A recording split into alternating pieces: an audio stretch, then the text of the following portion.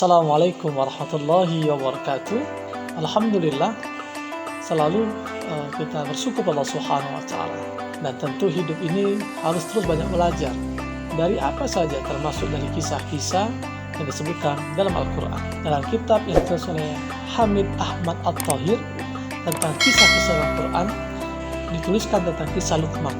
Sebagaimana kita ketahui, ada seseorang, ada nama yang diabadikan dalam Quran yang itu juga dituliskan dalam surahnya yang disebut dengan surah Luqman, surah ke-12 dalam Al-Quran. Nah, banyak pendapat siapa sih Luqman ini? Dalam Fathul Bari atau dari tafsir At-Tabari disebutkan bahwa dia adalah hamba sahaya, hamba sahaya dari Habasyah. Meskipun ada yang mengatakan dia nabi, meskipun ini tidak kuat juga. Tapi dia adalah seorang hamba, maka disebutkan dia dari kalangan penduduk Mesir yang kulitnya hitam. Nah, terlepas dari itu, satu hal yang bisa kita ambil pelajaran betapa Luqman diabadikan oleh Allah Subhanahu wa Ta'ala dalam Al-Quran dalam surah Luqman, surah ke-12. Nah, Luqman syarat dengan hikmah. Banyak hikmah yang kita dapatkan dari bagaimana dia mengajarkan kepada anaknya, bagaimana dia memberikan pesan hidup kepada anaknya. Tentu apa yang diutamakan bukan bagaimana harus punya harta dan kaya, tidak semata-mata bagaimana harus menjadi orang pintar dan cerdas, tetapi ternyata Luqman mengutamakan tauhid. Walaqad atayna Luqman al-hikmata an yashkur lillah wa man yashkur fa innama yashkur nafsi wa man kafara fa inna Allaha ghaniyyun hamid. Wa idh qala Luqmanu li ibnihi wa ya'izu ya bunayya la tusyrik billah.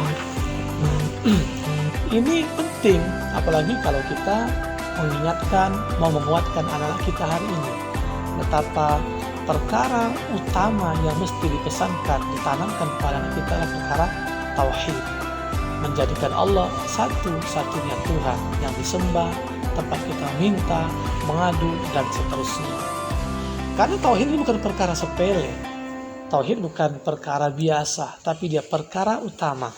Sehingga barang siapa yang tetap dalam realisasi tauhidnya dalam kehidupan, insya Allah dia tidak akan banyak mendapatkan kesulitan. Kalaupun diberikan kesulitan ujian, dia tetap dalam istiqamah, tetap dalam kesabaran. Karena tauhidnya menjadikan Allah tempat satu-satunya meminta dan berserah. Nah, begitulah bagaimana Islam ini adalah ajaran tauhid, ya. Ajaran tauhid yang menjadikan Allah satu-satunya Tuhan. Dan Luqman pun memberikan pesan, mengajarkan kepada anaknya dengan hikmah bagaimana jangan mempersekutukan Allah, jangan menjadikan Tuhan kedua, ketiga, keempat selain Allah, jangan meminta kepada selain Allah, jangan mengadu kepada selain Allah. La ilaha illallah, la ma'budu illallah, la ta'ata illallah. Nah, tentu wasiat tauhid ini pun juga berlaku bagi kita. Wasiat tauhid itu dari orang beriman dan juga untuk kita yang mengaku beriman. Kenapa? Karena tauhid tentu ajaran ilahiyah, ajaran monotheism, jadi menjadi Allah itu satu-satunya Tuhan yang mesti kita jadikan kekuatan dalam kita menjalani hidup. Nah, tentu beriman kepada Allah itulah tauhid, ya. Beriman kepada Allah. Maka pesan kita kepada orang tua ketika kita mendidik anak yang tidak boleh diabaikan, pertama kali bagaimana kita menanamkan, bagaimana kita menguatkan anak kita agar punya pemahaman, pengetahuan tentang tauhid yang benar. Bagaimana hidup ini, bagaimana kita nanti setelah hidup ini atau sebelumnya kita dari mana. Dengan begitu hidup ini punya orientasi, punya visi, punya proyeksi bagaimana dan kemana akan kita jalankan kehidupan ini. Biar tidak salah arah, salah melangkah, terutama dengan fitnah dunia. Itu yang pertama. Lalu yang kedua, bagaimana wasiat Luqman kepada anaknya untuk berbuat baik kepada kedua orang tua. Nah, anak-anak hari ini mungkin pintar, tapi sedikit kurang ajar. Mungkin dia cerdas, tapi culas. Mungkin dia orangnya punya kemampuan teknologi, tapi kurang budi pekerti. Nah, ini penting. Meski anak kita lahir, hidup di era milenial, tentu tidak boleh mengabaikan moral, tidak boleh juga meninggalkan spiritual. Apalagi nanti akan banyak hal masalah yang akan dihadapi anak-anak kita. Nah, begitulah Allah memerintahkan wasainal insana biwalidayhi, dan kami wasiatkan kepada manusia, kepada kita, agar apa? Berbuat baik kepada orang tua, kepada kedua orang tua. Jangan sampai anak kita besarkan, anak kita sekolahkan, anak kita kuliahkan, tapi tidak bisa berbakti kepada orang tua, maka menjadi anak durhaka. Nah, ketaatan kepada orang tua menjadi niscaya sepanjang bukan kepada kemaksiatan kepada Allah Subhanahu wa Ta'ala. Seorang ibu yang dia dalam kondisi lemah, bertambah lemah, mengandung, melahirkan, menyusui, membesarkan putra-putri, termasuk kita. Dan seorang ibu kenapa lebih untuk dihormati, ya, lebih untuk ditaati? Karena memang seorang wanita ada potensi mudah untuk disakiti. Secara fisik mungkin dia lebih lemah dari pria. Beda dengan seorang pria yang ketika anaknya lebih takut kepada bapak pada ibunya. Karena seorang ibu mungkin lebih perasaan. Secara fisik pun juga terbatas kekuatannya dibanding laki-laki. Nah, inilah kemudian bagaimana kita harus memesankan kepada anak-anak kita untuk berbakti kepada kedua orang tua yang telah membesarkan, yang telah melahirkan ibu kita dan merawat kita dan seterusnya. Nah, ini sungguh menakjubkan bagaimana Allah memberikan wasiat perintah kepada kita melalui wasiat Luqman kepada putranya. Oleh karenanya ini juga harus disadari, apalagi betapa Allah itu maha melihat, ya. Kata Luqman dalam nasihatnya kepada anaknya, dimanapun, bagaimanapun, ya, ketika kita melakukan kebaikan, ya, ketika kita melakukan keburukan, di semua situ ada pengawasan. Allah maha melihat, Allah maha mengawasi apa yang kita lakukan, sehingga muraqabatullah itu mesti ada.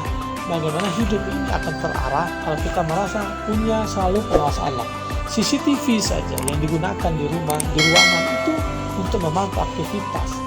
Terlebih ketika ada aktivitas yang mencurigakan, yang bisa merugikan, termasuk misalkan pencurian. Nah, ketika ada pengawasan, orang akan berhati-hati atau bahkan tidak melakukan perbuatan yang salah.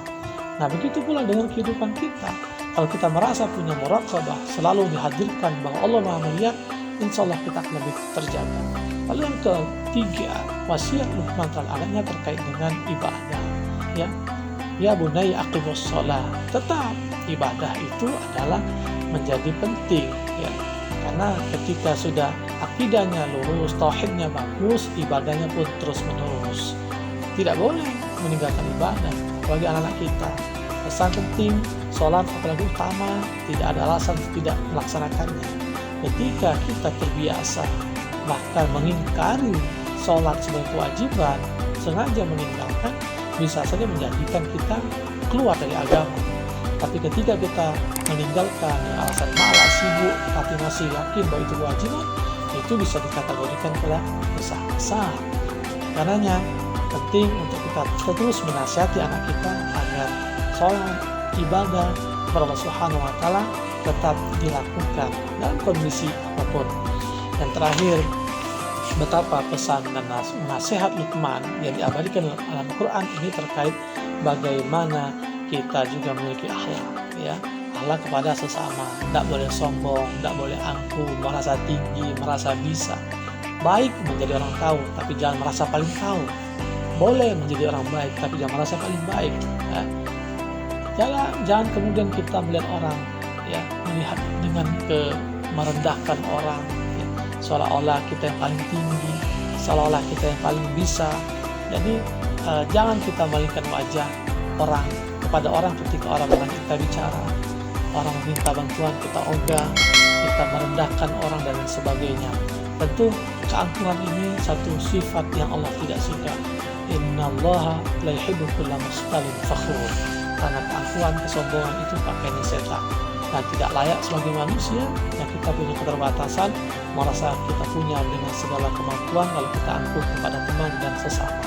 Dan tentunya ini baik pesan dan nasihat Luqman yang diajarkan kepada anaknya, yang itu juga sejatinya pesan kita dari Allah Subhanahu wa Ta'ala yang terkandung dalam Al-Quran agar kita tetap dalam tauhid yang baik, agar kita tetap beribadah, merasa ada penguasa Allah Subhanahu wa taala, dan berakhlak terhadap sesama. Semoga bermanfaat. Astagfirullah. Assalamualaikum warahmatullahi wabarakatuh.